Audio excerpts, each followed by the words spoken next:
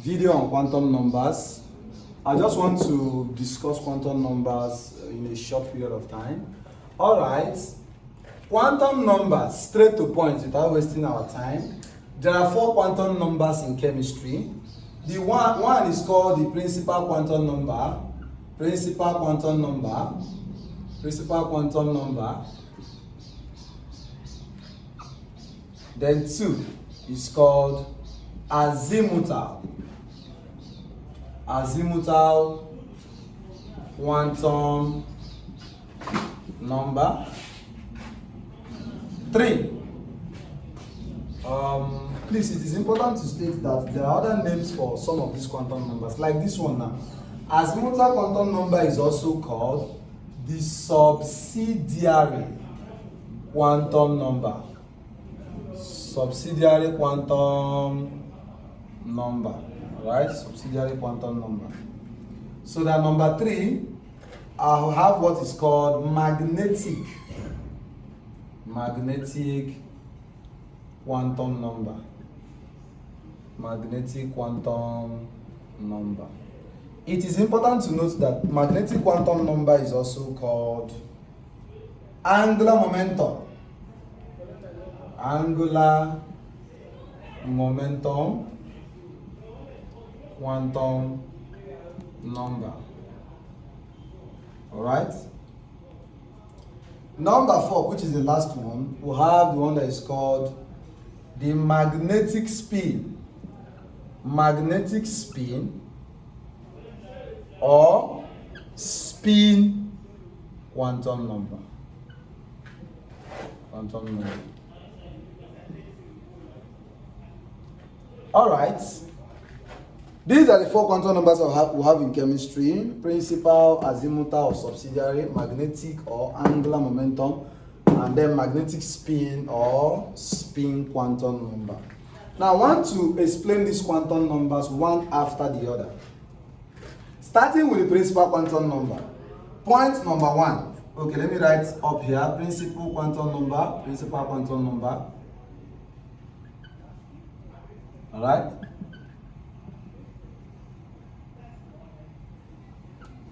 Point number 1 about principal quantum number. It is represented by N. This symbol N is what we use in representing principal quantum number. Then 2, another point on principal quantum number, it shows the size of the orbital. What is an orbital? An orbital is a region or a space where there is high probability of finding electron. Or an orbital is a region or a space where electrons are found. All right? Now, next point. It shows the main shell. And when we say it shows the main shell, it means that it also shows the main energy levels. Main energy level, main shell means the same thing. So all these are points I will just give for principal quantum number. So principal quantum number is represented by the symbol N. As it shows the size of the orbital, how big is the orbital. It shows the main shell, and it shows the main energy level. First of all, what are main shells in chemistry? When we say main shells, we are talking about the K, L, M, N, and O, of course. K, L, M, and O. Now, why I'm writing these things is because I don't want to cram anything under this quantum number. So the main shells are K, L, M, and O. Having said that, I'm done with what I want to say on principal quantum number. I will take the next quantum number. I will take the next quantum number. The next quantum number I said is azimuthal. Azimuthal quantum number. Azimuthal quantum number. Azimuthal. Azimuthal quantum number.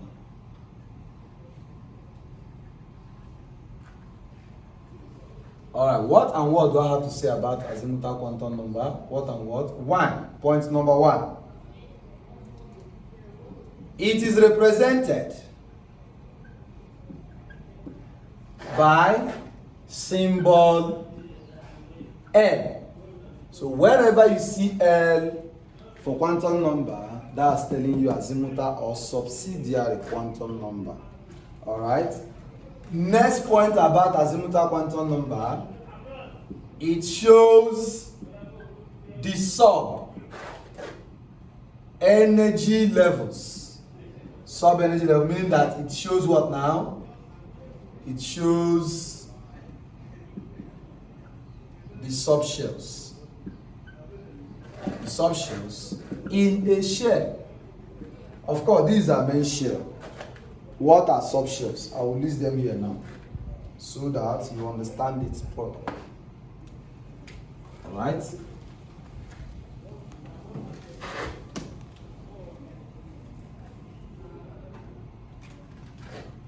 Now, the subshells we have is S, P, D, and F. Maybe G if you continue like that. So S, P, D, F.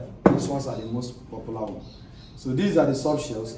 So which quantum number shows the subshells? The azimuthal. It is important to note this point again. Azimuthal quantum number shows the what? The shape of the orbitals. The shape of the orbital, azimuthal quantum number shows us that. So I will say here orbital shape. Class S orbital, what shape? Spherical in shape. Spherical in shape. P orbital, what shape? Dumbbell shape. Dumbbell. D orbital, what shape? Double dumbbell. F orbital, what shape?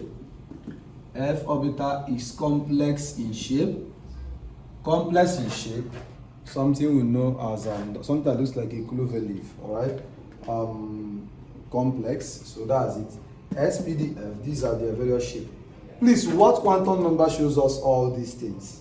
Azimuthal quantum number, or you call it the subsidiary quantum number. The points I have listed here are the most important. Every other thing is stories. All right. So this is the main point. This is what you need for the exam. The same with what I have listed in the principal quantum number. All right. If you want, you can pause the video to take down this information. Now, that information lives there. All right.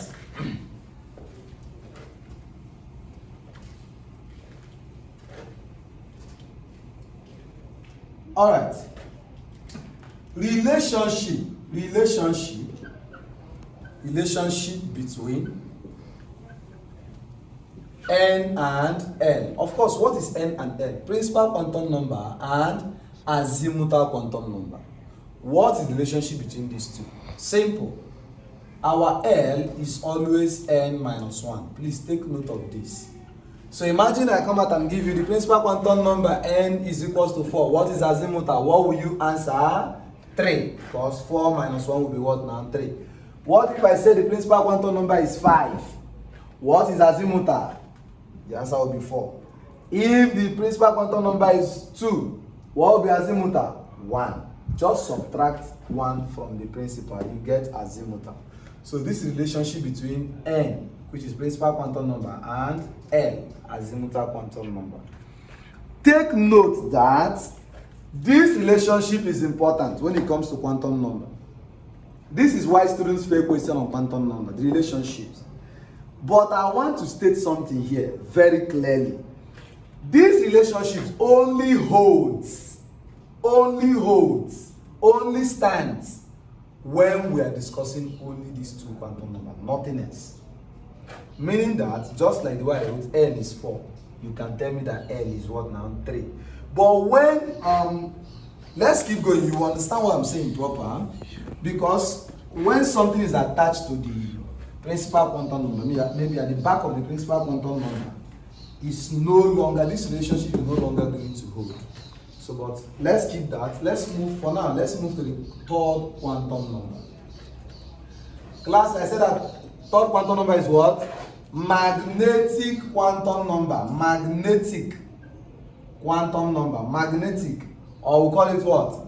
Angular momentum quantum number. Many teachers and many students are arguing if this is angular momentum. This is angular momentum quantum number. This is the other name for this. Imagine the examiner said this. What angular momentum is allowed for so orbital or for so electron?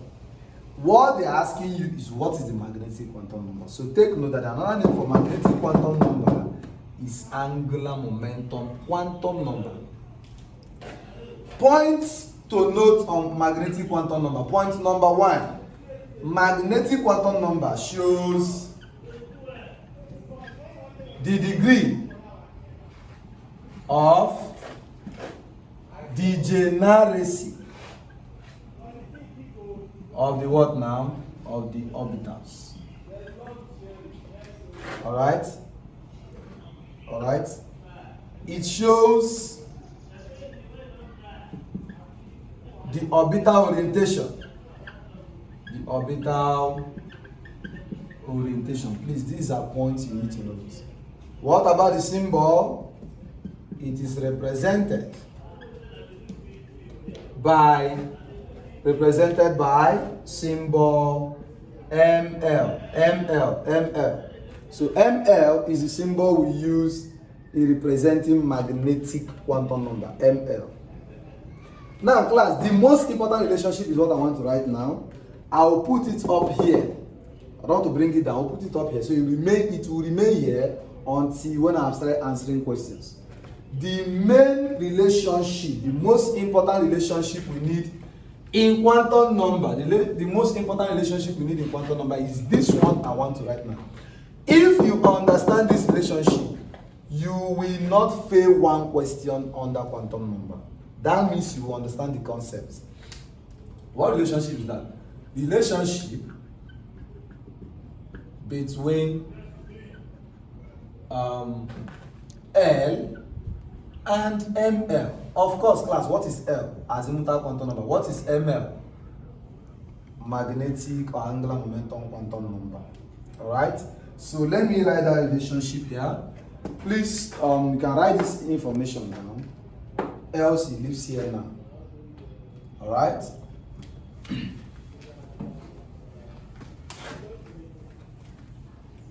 Relationship between L and ML. Azimuthal quantum number and magnetic quantum number. I said that this is the most important relationship in quantum number. So I will put it this way. When L is 0, then ML is 0. Whenever L is 0, our ML is 0. When L is equals to 1, then ML will be equals to, we start from -1, 0, and 1. When L is equals to 2, then ML is what? We start from here, -2, -1, 0, 1, and 2. Alright? When L is 3, I will stop it here, but you know you can continue. So at the fourth one. So when L is 3, ML is what? -3, -2, -1, 0, 1, 2, and 3. So in other words, what is the relationship between L and ML? We will say that ML is equals to -L to L. -L to L. So that is the relationship. Because when L is 0, ML is 0, but when L is 1, we start from what? -L, that's -1, and we end it in L, which is 1. So the same way here, when L is 2, ML is -2, -1, 0, 1, and 2. We start from -L and end in L. Class, how many orbitals do I have here? 1. 1 orbital. How many orbitals do I have here? 1, 2, 3. 3 orbitals. How many orbitals do I have here? 1, 2, 3, 4, 5. 5 orbitals. How many orbitals do I have here? 1, 2, 3, 4, 5, 6, 7. Which will give us 7 orbitals. Alright? So that is that. Look at what I'm going to do now. The secret to quantum number. S, P, D, and F. All these are called subshells. Remember, subshells or orbitals. Alright? Orbitals or subshells. So for S orbital, what is the value of L? 0. What's the value of ML? 0. How many orbitals do you have? 1. For P orbital, L is what? 1. What is ML? -1, 0, 1, like that. Alright? So please take note of this important statement. It's very, very, very important. The most important relationship as far as quantum number is concerned. The most important. If you don't know this relationship, forget about this topic, quantum number. It's as simple as that. So now, number 4. Let me quickly just manage this space here to put number 4 quantum number here. So number 4 quantum number, I called it magnetic spin quantum number. Magnetic spin quantum number, or you call it simply spin quantum number. For spin quantum number, we represent it as ms. So I don't want to give much note here. So the symbol for representing the magnetic spin quantum number is ms or s. This is the symbol. But it is important to know that ms can be plus half or minus half. It can only be 2 values, plus half or minus half. When is it plus half and when is it minus half? This is where students don't understand. So let me explain now. There are 2 types of spin of electron. Electron can have positive spin or negative spin. So positive spin is what we call upward spin. Meaning that the electron spins like this. Look at this now. It spins like this, upwards. So this is what we call upward spin. This is what we call upward spin. So for upward spin or positive spin, what is the value of ms? Ms is what now? Plus half. In the other hand, this is one type of spin. Then the second type of spin, which is the last, is what is called negative spin. What is negative spin? Negative spin, or we call it downward spin. That's when the electron spins like this. Look now. You see this now? This is downward spin. So we'll call this now. ms will be equals to what now? Minus half. Negative spin, ms minus half. Positive spin, ms plus half. Alright, this is very, very important of quantum number. Now, I will start solving questions. Now, I will put up 2 or 3 questions on the board now, and I will use that to illustrate the concept of quantum number, how we answer questions on quantum number. There will be next video on quantum number, which we will just be solving questions. I will write out many questions and then we'll solve. Alright, having said so, what is next here is to talk about some certain rules. There are 3 rules that govern the distribution of electrons in the atomic orbitals. I repeat, what is an orbital? An orbital is a region or a space where there is probability of finding electrons, meaning that electrons are distributed into the orbitals. But we don't just distribute them like that. There is a rule that guides us when we want to distribute electrons into the orbitals. Alright? So I will remove this now. I want this relationship to remain, because with this, all quantum number questions will be settled. Alright?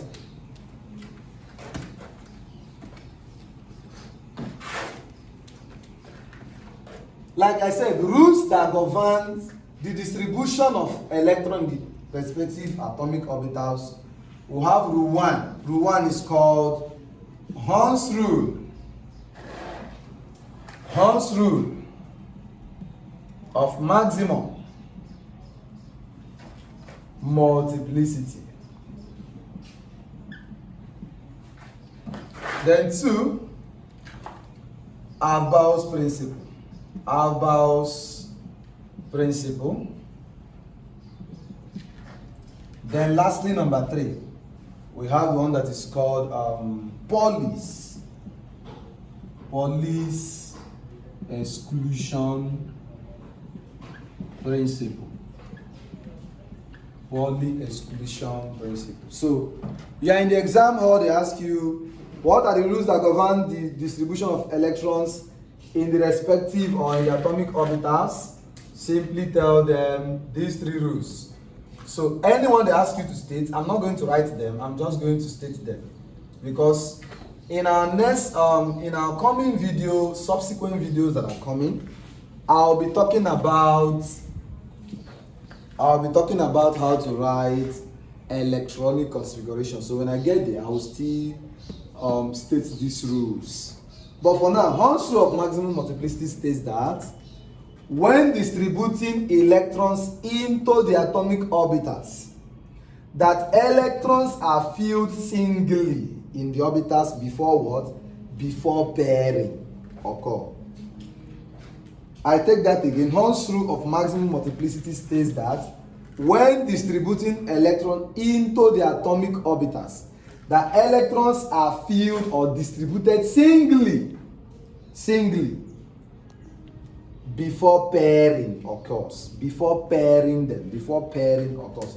Before pairing occurs. Before pairing occurs. Before pairing occurs. Abel's principle. Abel's principle.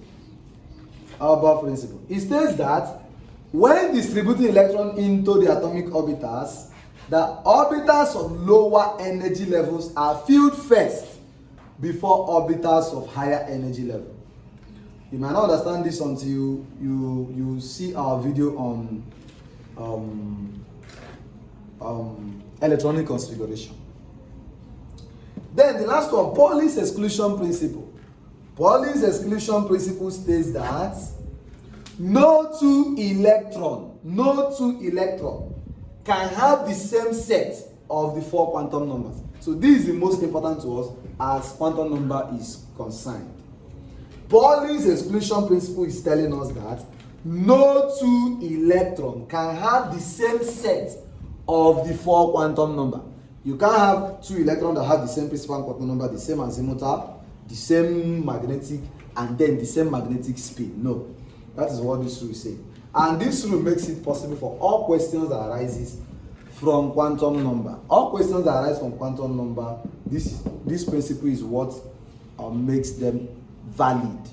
All right, if I will say that. All right, let's look at some questions now. Let's look at some questions. So I will just take these questions now. I will analyze 2 questions. All right, I will remove this now.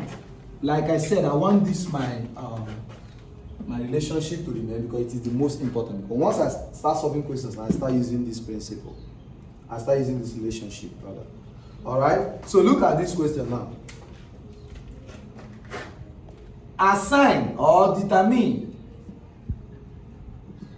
the 4 quantum numbers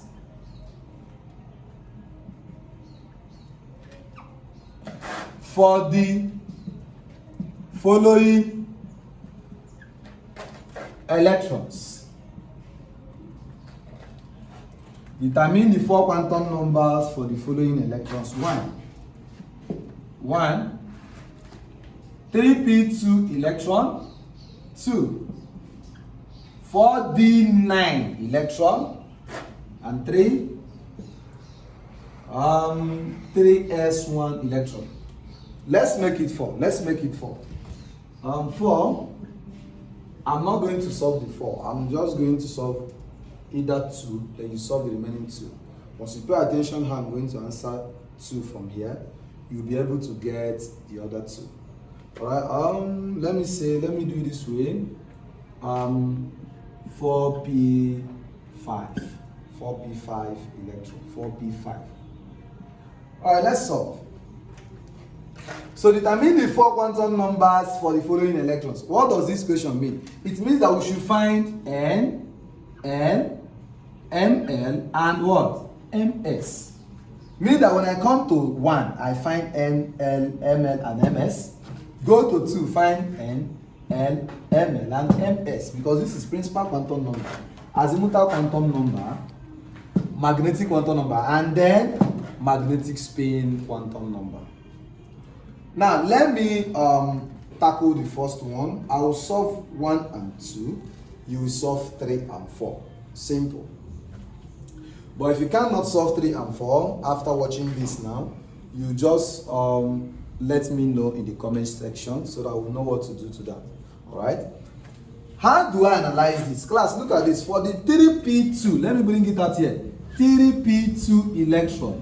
For the 3p2 electron, maybe that's small. Let me write it big. For the 3p2 electron, beautiful.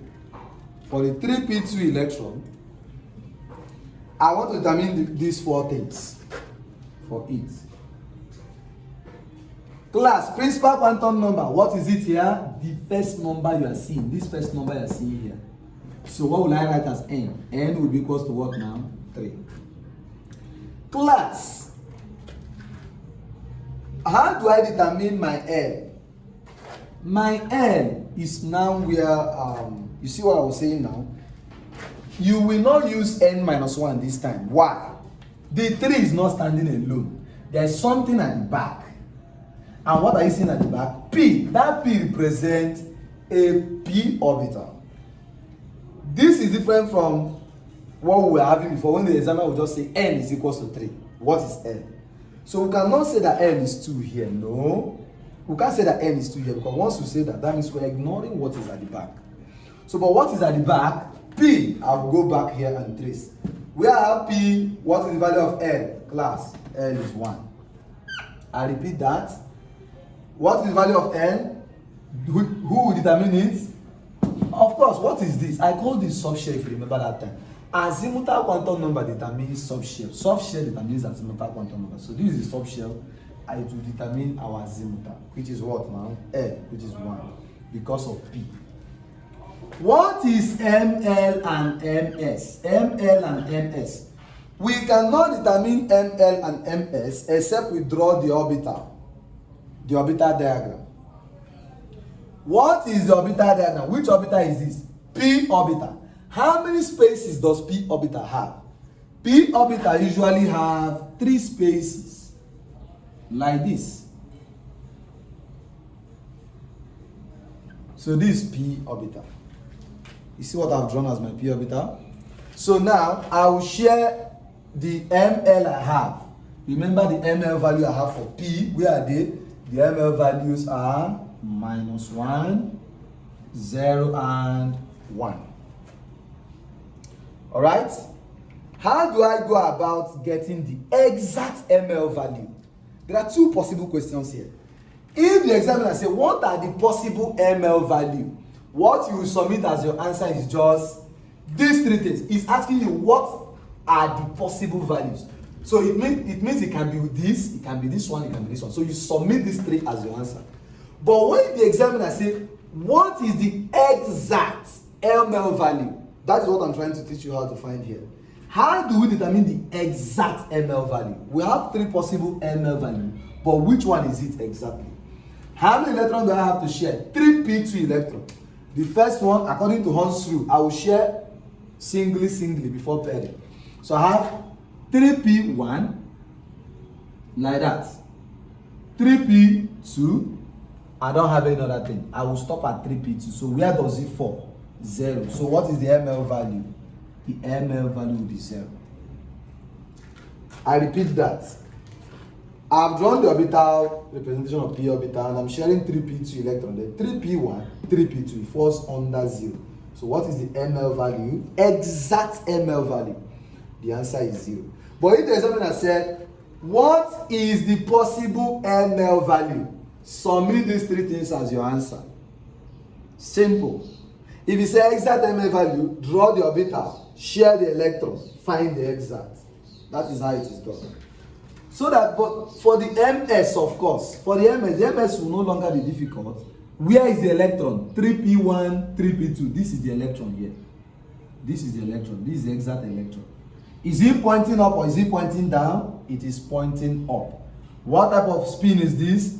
Positive spin. Will MS be minus half or plus half? MS will be plus half. So this is how we determine this, and this is the answer for the first one, 3p2 electron. 3p2 electron. All right. Finally, before you solve the remaining one. So let me quickly finish this 4D9 as example 2. 4D9. Of course, once again, what is n? The first number is in there. N is 4. What is n when we have d from what I have rubbed off just now? D for d orbital, n is always 2. So n will be 2.